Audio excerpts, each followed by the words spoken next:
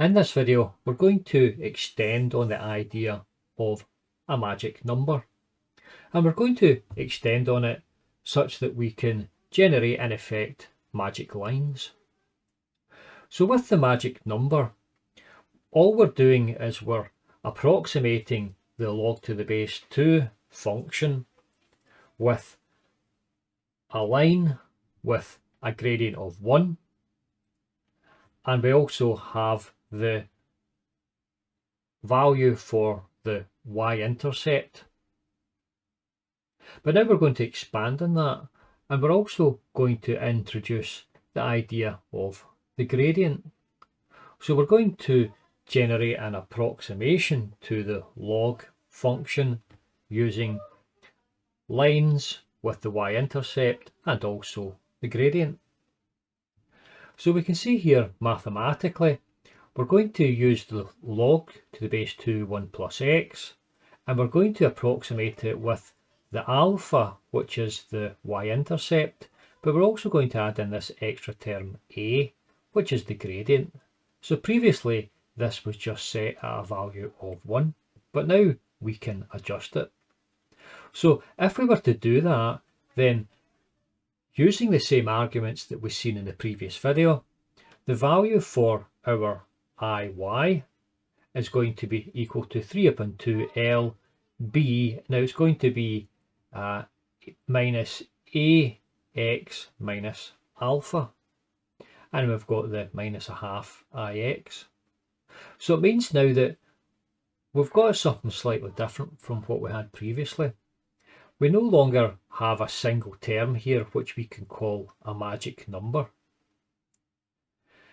because we have this other term here which is a value of a and a value of x.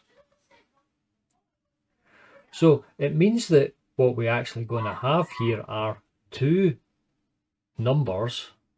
These two numbers are going to represent the gradient and the y-intercept for our lines. So if you like, we could say we've got a set of magic lines. So I've gone ahead and generated the Python code, which again uses the RMS approximation, and when we run through that, it generates these gradients here and the y-intercepts. So what I can do is I can take these and we can put them into the graphical calculator, and we can see whether these values do generate lines of the correct y-intercept and gradient that will approximate our log to the base 2 of our 1 plus x. So let's put those in now. So we have our function here, log to the base 2 1 plus x, which exists between the point 0 to 1. And you can see here it's in blue. Now I have generated all of the 10 lines. So we have our alpha values here, so alpha 1 2 3 all the way up to 10, which is in effect is our y-intercept, and we have all of the a values here, which in effect are all of the gradients, and we have our lines here which are given by a1 x plus alpha 1 and a2x plus alpha 2, and these exist between points 0 to 0.1 and 0.1 to 0.2, and so on and so forth. So I have these already drawn in, so let's see how close the approximation is.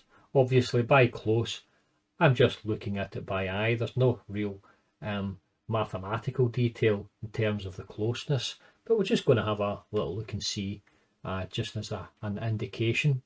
So if I take this off, you'll see that we have what appears to be a reasonable approximation. So what we can do is we can zoom in and we should be able to see the lines. Okay, so this is the first magic line here, and you can see it hugging the curve. And then the second magic line is starting here somewhere, and again it's hugging the curve. So if we were to take this off, we could actually see where the lines start and stop a bit easier. So this is the first line here up to, I think, this point here. So that's the 0.1, and then it'll go to the next point, which is the 0.2, which is up to this point here, and you can see here the crossover. So the crossover isn't an exact point. You can see that we still have this jump discontinuity, but we know we're going to have that, and it's going to affect the outcome in some small manner.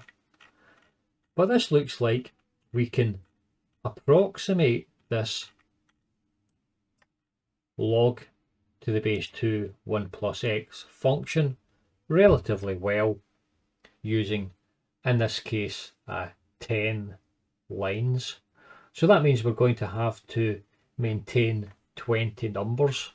There's going to be 10 for the y-intercept and 10 for the gradient. So it means that we're going to generate, instead of a magic number, we're going to generate, in effect, 2 magic numbers for each value, say 0 to 0.1 or 0.1 to 0.2, and in effect these 2 magic numbers are in effect a magic line. So we're going to generate our own little new algorithm here, and we can call it our magic lines. So this is kind of going off on a little bit of a tangent, but it's quite interesting, and we should still be able to build and design something in Logisim, and we'll be able to see how accurate we can get it. So that's all for this video. Thank you for listening. I'll get you on the next video. Goodbye.